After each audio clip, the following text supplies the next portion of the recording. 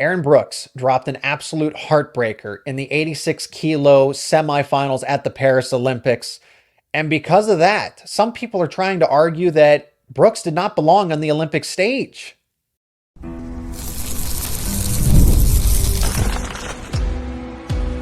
You are Locked On Nittany Lions, your daily podcast on the Penn State Nittany Lions. Part of the Locked On Podcast Network, your team every day. Aaron Brooks surrenders a 3-0 lead in the Olympic semifinals to lose, but he will wrestle for bronze.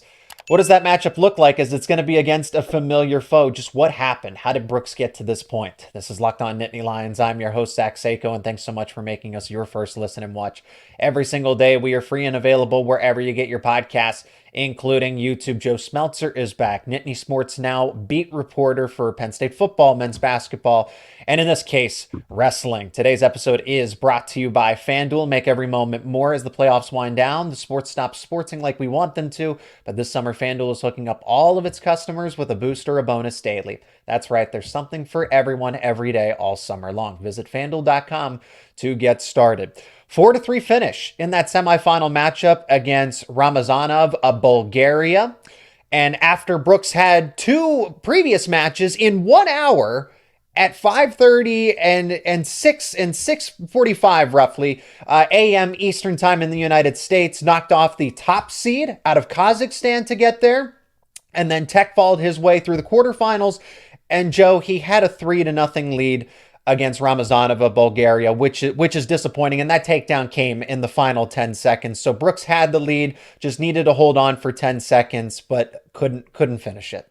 No, and yeah, thanks for having me, Zach, as always. But going into that, the first two matches were pretty much, I don't want to say perfect because nothing's perfect, but it was a pretty solid day for Aaron Brooks, right? He gets the first match against the top seed, two-time world medalist, ends up winning. Yeah, the score was 4-3, but I think for those who watched it, AB was in control for pretty much the entire way, that entire match, didn't allow a single takedown. Yeah.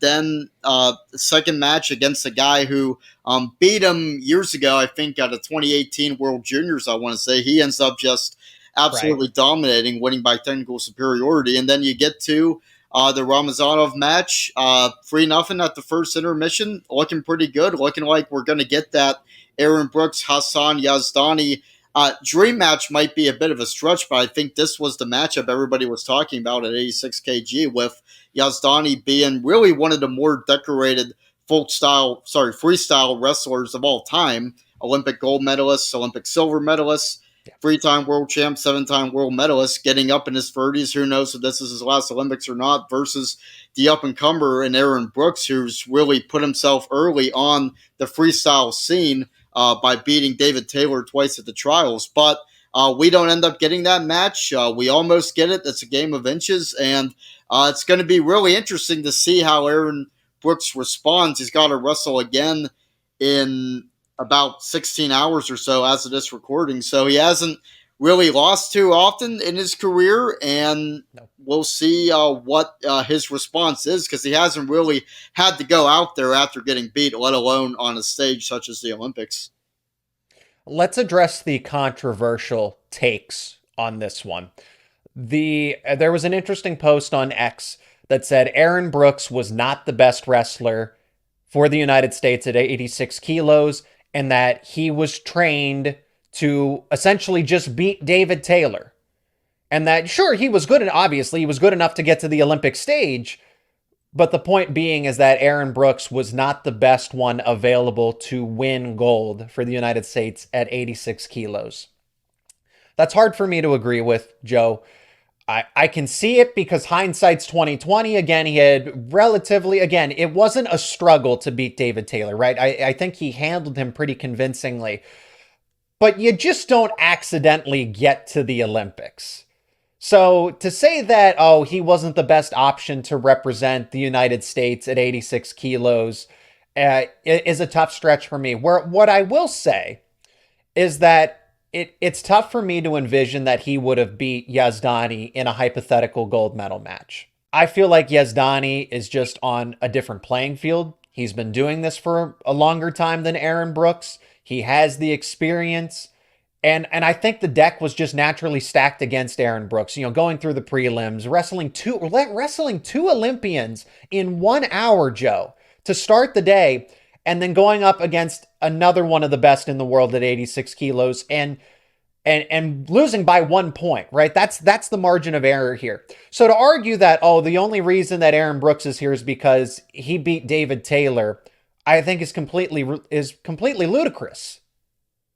Yeah, I think whether or not he was the best, let's just say hypothetically Aaron Brooks wasn't the best option. My answer to that would be, who cares? He won. They have the trials for a reason. He got through the trials. Yeah. There was some controversy there with Valencia in the singlet poll. We both agree that the officials got that right. Don't pull the singlet. Right.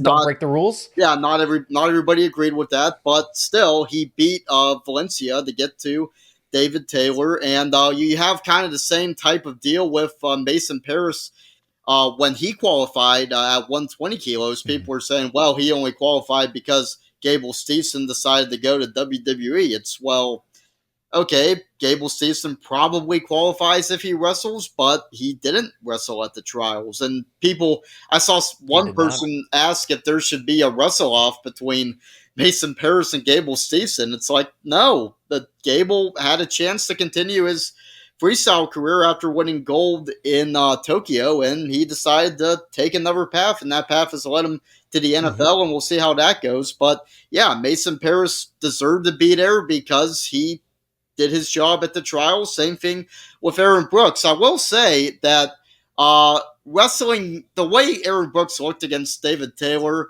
I don't want to say it gave anybody a false sense of how good Aaron Brooks is, because he is one of the best in the world, and what happened today didn't change that. But it's a little easier to wrestle when you know somebody like the back of your hand, right? Obviously, Aaron Brooks knows Kel Sanderson like the back of his hand. I'm sure those two have gone live a lot in the Penn State wrestling room, which obviously media, nobody would really be allowed to see that, let alone media.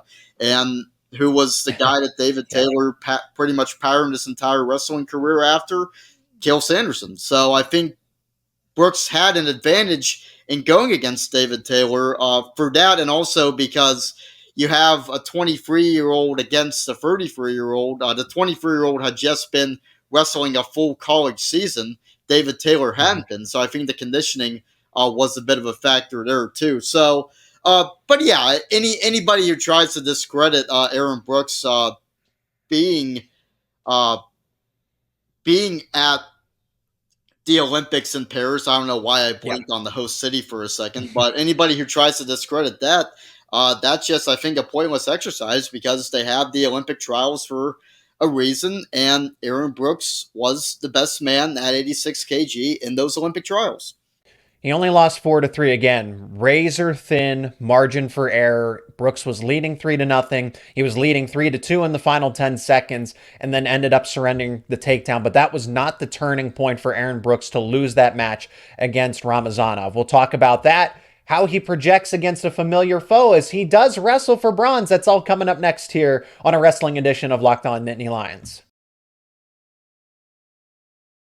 And today's episode is brought to you by FanDuel. I love sports, and I love them so much that I never want them to stop. But as the playoffs wind down, we get fewer games, and the sports aren't exactly sportsing like I want them to. But FanDuel lets me keep the sports going whenever I want. All I have to do is open up the app, dream up bets anytime I'm in the mood. And this summer, FanDuel is hooking up all of its customers with a boost or a bonus daily. That's right, there's something for everyone every day all summer long. So head over to FanDuel.com and start making the most out of your summer. And if you look over at FanDuel.com right now, the lines are posted for Penn State football versus West Virginia. Penn State is currently a 10.5-point favorite, minus 360 on the money line with a total set at 50.5. If you like any of those lines, you can bet them right now at FanDuel.com. Again, that's FanDuel.com. Once again, that's FanDuel.com. And help me welcome a new sponsor to the podcast. Today's episode is also brought to you by Home Field. Fall is approaching, college football is almost back, and I'm excited to announce that Home Field is the exclusive apparel sponsor of our podcast, bringing you their Can't Miss Kickoff 2024 campaign. Home Field, based in Indianapolis, is known for their super comfortable, officially licensed collegiate apparel with vintage designs, and they cover over 180 schools. So Penn State plus 180 180 other schools. And this season, they are launching the Home Field Platinum Football Box, packed with 3 exclusive items for 55 select schools, including Penn State. And Platinum VIPs get even more with this bundle: a special hat or a ringer t-shirt, VIP koozie, and the 2024 Platinum Pass for 20% off and early access to all releases for Home Field. These limited boxes actually drop tomorrow, August 9th, so don't miss out. Visit homefieldapparel.com and gear up for the season. That's homefieldapparel.com. My biggest takeaway from that semifinals match, Joe, was not the fact that Aaron Brooks surrendered a takedown in the final 10 seconds. He was holding on for dear life. He ultimately gave it up. And there wasn't, I was kind of hopeful for a challenge, but watching the replay, I was like, yeah, there was nothing he turned him. It was clear as day. But Aaron Brooks and Ramazanov don't even get to that point if Ramazanov doesn't put Aaron Brooks in a dangerous position where he has him turned and has his lower back bent. He's twisting the leg in that scramble. And that's the turning point for me, because that took all, and I immediately react to it. Watching it in the moment, I said, Aaron Brooks used every ounce of defense, everything in the gas tank to fend off that move from giving up any additional points to Ramazanov. And you essentially paid the piper early, because Ramazanov came back when that scramble happened in the final 25, 20 seconds, and normally Brooks is able to win those close bouts in the final moments of a match. But this time, Ramazanov was the one that dealt. He was the one that dealt the fatal attack, and it's not the one that even lost Brooks the match. It's the one that happened earlier that required Brooks, because Brooks looked completely different after that. I don't know if he was in pain, but he was certainly gassed from that moment on. Yeah, he was in pain, definitely, at least momentarily. We both saw just his facial expression after the dust kind of settled from that scramble, which you mentioned. But whether or not he was wrestling hurt for the rest of the match, who knows? But I definitely think, as you mentioned, Zach, he didn't look like the same guy. Obviously, that takes a lot out of you. I don't want to talk like I've ever wrestled, let alone at the Olympics. But doing one of the world's most intense exercises for that period of time in a situation like that, that's you're going to be gassed. And I don't know if Aaron Brooks fully was gassed, but you look at what happened after that. Aaron Brooks had, I don't want to say complete control, because 3-0 isn't a big lead, but he was the favorite coming into the match, and I don't think a lot of people would have watched that first 3 minutes and expected him to do anything but hold off Ramazanov and advance to the gold medal match tomorrow afternoon. But obviously that happens. Brooks gives up the 2 points. Now he has a razor-thin lead, not to mention what that may have took out of him physically and emotionally. And yeah, I think after that, the pendulum kind of swung from Ramazanov. Aaron Brooks went from being in control of that match to kind of hanging on almost literally for dear life. You mentioned those final seconds he was holding onto the leg and just trying not to give up any points. But yeah, I think it's pretty clear what the turning point of that bout was. And that's how close it is on the Olympic stage. Say, the clock is shortened by 5 seconds. Brooks ends up holding on, literally, for dear life. He holds on and he advances to face Yazdani. I want to go back to just 2 points of debate here. Was Aaron Brooks going to beat Yazdani in the gold medal match? Everyone was kind of saying it, Aaron Brooks can be the USA representative, but there's no way that he defeats Yazdani. I don't want to say there was no chance. But in light of everything, again, you go through the top seed in the prelims, you wrestle. And again, you're not wrestling at a casual college tournament. These are the best of the best. These wrestlers know how to break the will of other opponents. And I know they can all do that. But that's the thing. The intensity level is turned up. So I'm not trying to make excuses, but let's not pretend like Aaron Brooks was already kind of on a limited fuel tank to begin the day, then goes up against the guy who's going to finish with at least a silver, because I am 99% sure that Yazdani is going to win. And I don't know that Brooks, even if he did wrestle a favorable slate through the Olympics, I don't know that he would have beaten Yazdani at this point. So this goes back to what I said in the first segment. I think this was Yazdani's bracket. I think that even if David Taylor was the representative, I know that he got the best of Yazdani in the past.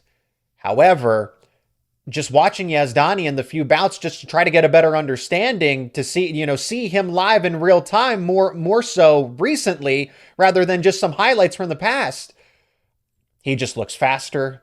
He looks bigger, stronger, determined. And it's not that Brooks isn't any of those things, but it felt like Yazdani was on another level. And look at that. I mean, Brooks is going to wrestle Myles Amine, somebody he's very familiar with. And I feel like Yazdani practically broke Amine in half when they wrestled each other in that respective semifinal. Yeah, and I don't want to say there was no chance of Brooks beating Hassan Yazdani and winning a gold medal.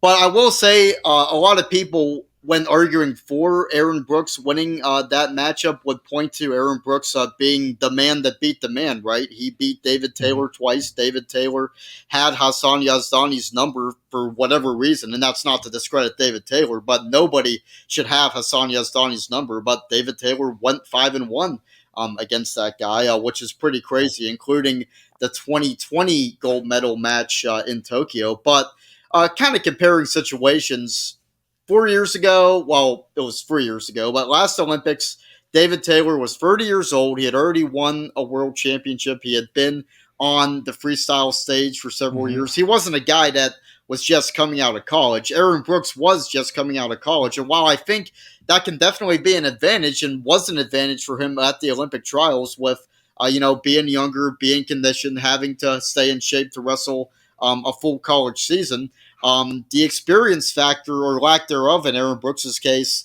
I think would have been big against Yazdani, because this is Brooks' first senior wrestling tournament, and it's the biggest wrestling tournament there is, and that's pretty crazy to think about. And you not only have the pressure of winning an Olympic gold medal, but you have to do it against a generational talent, really, in Hassan Yazdani, who's in his 30s, who won a gold medal at the age of 21, almost 10 years ago now, 8 years ago in Rio, and has been to multiple gold medal matches.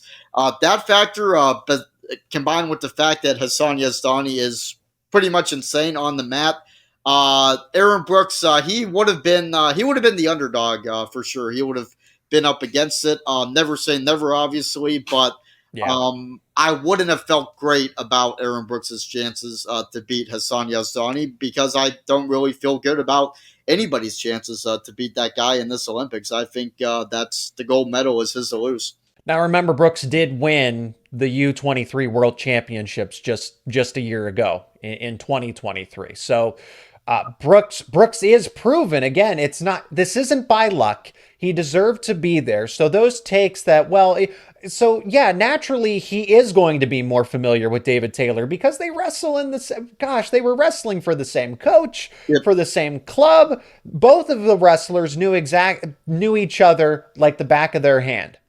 This is unfamiliar territory to an extent, as you mentioned, right? There is the World Championship, but Brooks isn't firmly on the international stage. Now he is, and that's the next debate. Is he going to be able to hold down the 86 kilo spot for the United States?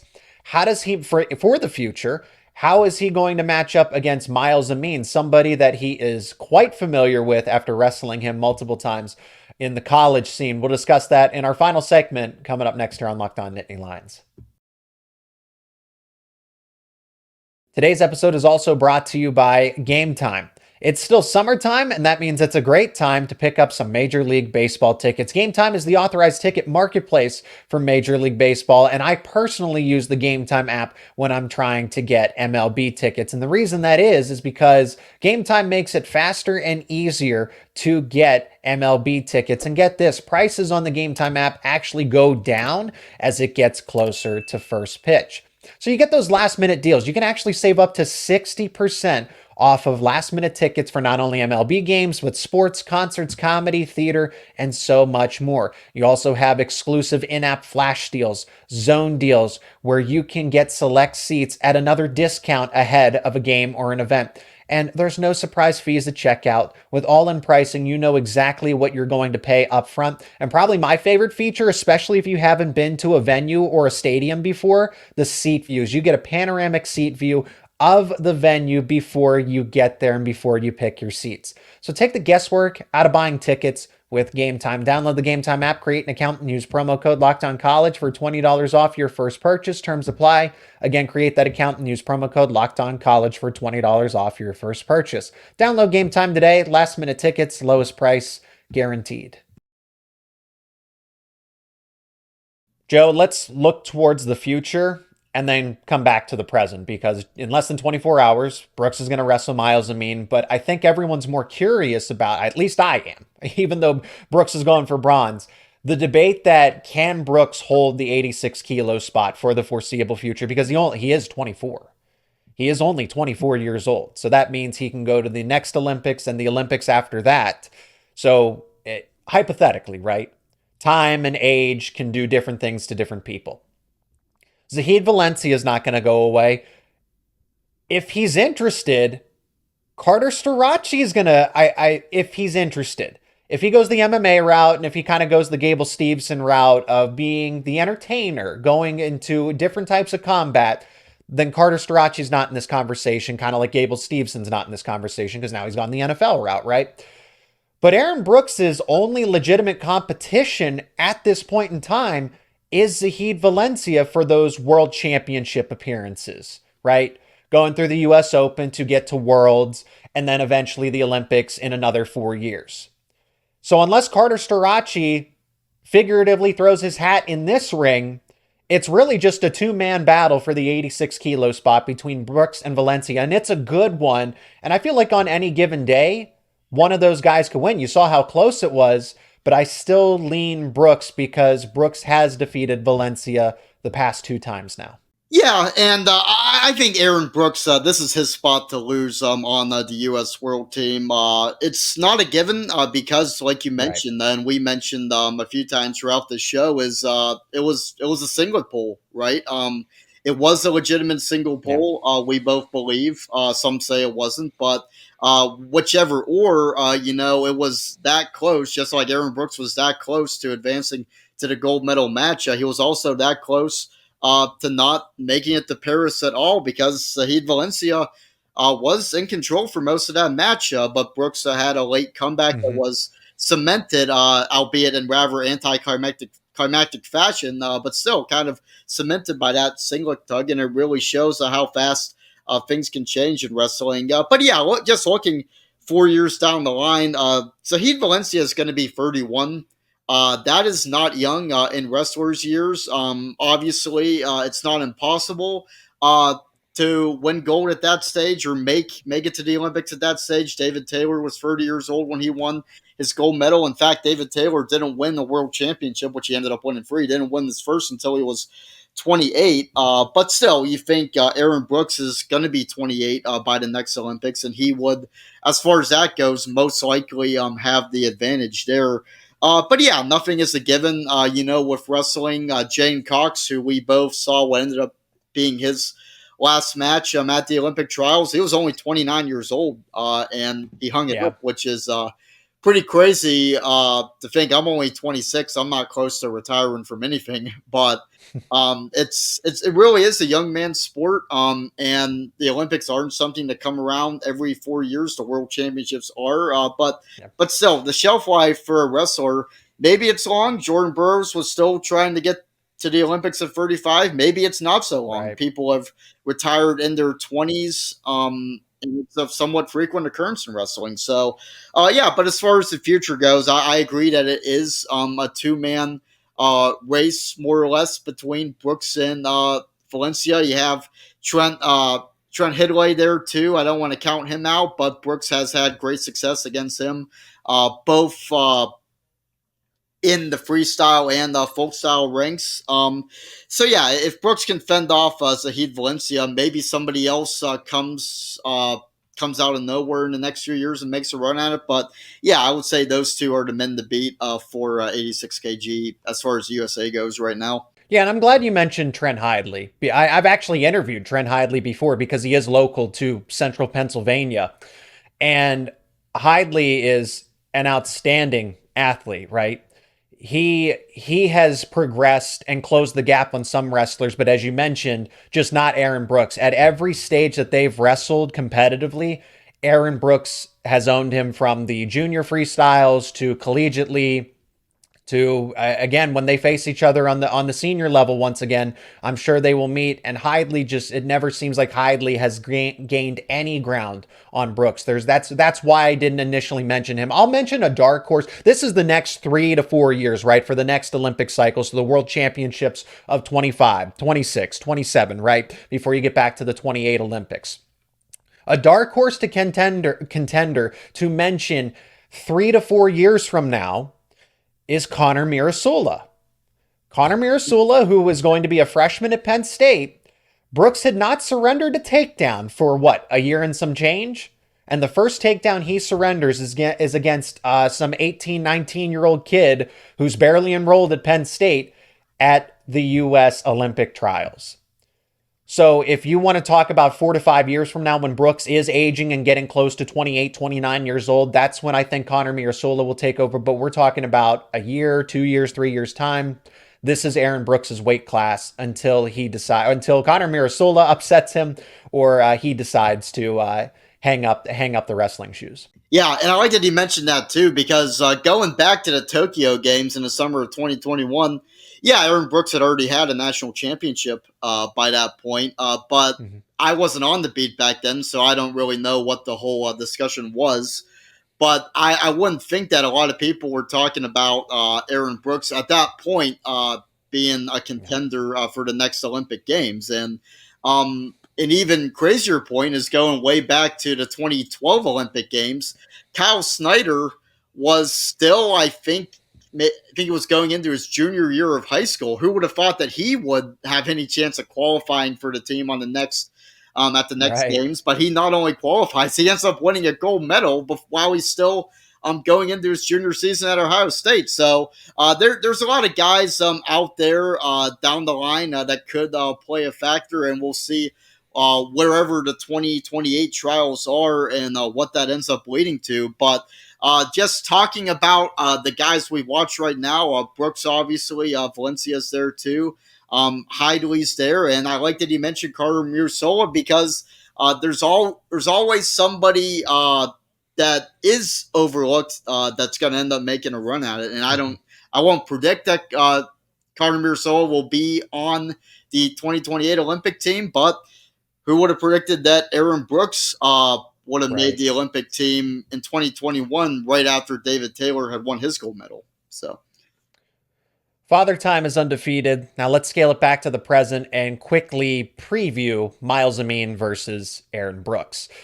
Less than 24 hours is the bronze medal match. This was the 2022 NCAA championship where Brooks won by a matter of 2 points. And so these two are very familiar with each other. Amine, in that same season, that same postseason, actually beat Aaron Brooks in the Big Ten championship beforehand, and then Aaron Brooks got his revenge. So these two are very familiar with each other because Amine wrestled for Michigan and Brooks wrestled for Penn State, even though overall Brooks had the advantage, but Amine definitely got his.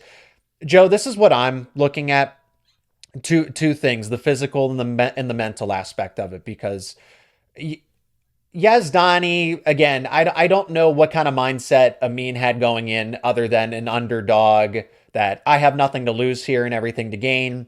He didn't gain anything, but he certainly didn't have anything to lose. Brooks, people firmly believed that Brooks was going to get to the gold medal match, but lose to Yazdani. That was kind of more or less the consensus here. So there's the mental aspect of it. Amine's kind of going in to avenge himself. Brooks is kind of, I guess wrestling in a sense of a disadvantage. Like I missed out on an opportunity for gold. What's the mindset going to be going into bronze? And then the physical aspect of it. We don't know if he's hurt. We don't know if he's banged up, but we know that move from Ramazanov was painful, very painful. At least it had the look of it. If Brooks is slightly not physical, or it is not physically 100%, I can see Myles Amine avenging that 2022 NCAA championship and beating Aaron Brooks. But if Brooks is at the top of his game, he's fine. That move isn't going to affect him, then yes. But just because of what we saw, I lean Amine in this case for the bronze medal match. And I hate to say that being a Penn State show, but I want to try to be honest with my takes too. I don't want to be completely biased. Yeah, it's going to be close. I probably lean Brooks because, he still has a lot to wrestle for. Being an Olympic medalist, obviously you'd rather win gold than silver, rather win silver than bronze. But a bronze medal is still a big deal, especially for your first Olympic Games. So I don't think it's going to be a case where, Ridge Levitt, when he was going against Tyler Kasak in the consolations, he had beaten Kasak twice before. And Kasak just absolutely worked him. And not to take anything away from what Tyler Kasak did, but Ridge Levitt, his head is not, I don't think, where it would have been if he was wrestling to win a national title or get to a national title. But in this case, Brooks still has a lot to wrestle for. He's wrestling a guy who is familiar with him, which could be an advantage or disadvantage because Brooks is familiar with Amine too. We'll see what kind of the after effects are of the ending of Brooks's match against Ramazanov, not only from a mental standpoint, from a physical standpoint too. We'll see. Maybe he actually is hurt and will be wrestling at less than 100%. Who knows? But I'm interested to see what Amine's 16-14 win in his quarterfinal match, what that takes out of him too. It's kind of hard to tell when you're wrestling a guy like Hassan Yazdani because if you're at 100%, you're probably not getting that guy anyway. But now that he's wrestling a guy that he knows well and is closer to his level, maybe we'll see if that quarterfinal match really took a lot out of him or not. So it really is a coin flip. If I had to predict, I'd say that if Brooks is close to 100%, he'll probably get a narrow victory. But it's going to be close, and Aaron Brooks is going to have to fight just to get a bronze medal. So it will be an entertaining one for sure. And again, that familiarity aspect as well, almost a rivalry that hasn't been seen since 2022. And a shout out to Spencer Lee. Even though he's an Iowa wrestler, I can put my differences aside because we are all on the same team at this point for the United States. He will be wrestling for gold on Friday, August 9th. That's going to do it for this edition of Locked On Nittany Lions. He is Joe Smeltzer, beat reporter for Nittany Sports Now. Check out NittanySportsNow.com. All of Joe's socials and platforms will be linked down in the description. I encourage you to go check them out. Joe, thanks again for the time, as always, and another conversation about Penn State wrestling. Hey, you bet. Thanks, Zach. And as always, thanks so much for making Locked On Nittany Lions your first listen and watch every single day. Be a part of the discussion down in the comments section, what you thought about Aaron Brooks' performance at the Olympics and what you think the future holds for Brooks and the Nittany Lion Wrestling Club. Now, for your second listen, check out Locked On College Football as Spencer McLaughlin, the host of the show. I've been a guest on there many times. Get you ready for an exciting football season coming up. New college football playoff setup, conference realignment. This is something we've never seen before, and Spencer McLaughlin is talking about all of it on his show, Locked On College Football. Again, that's Locked On College Football, available on YouTube and wherever you get your podcasts, part of the Locked On Podcast Network, your team every day.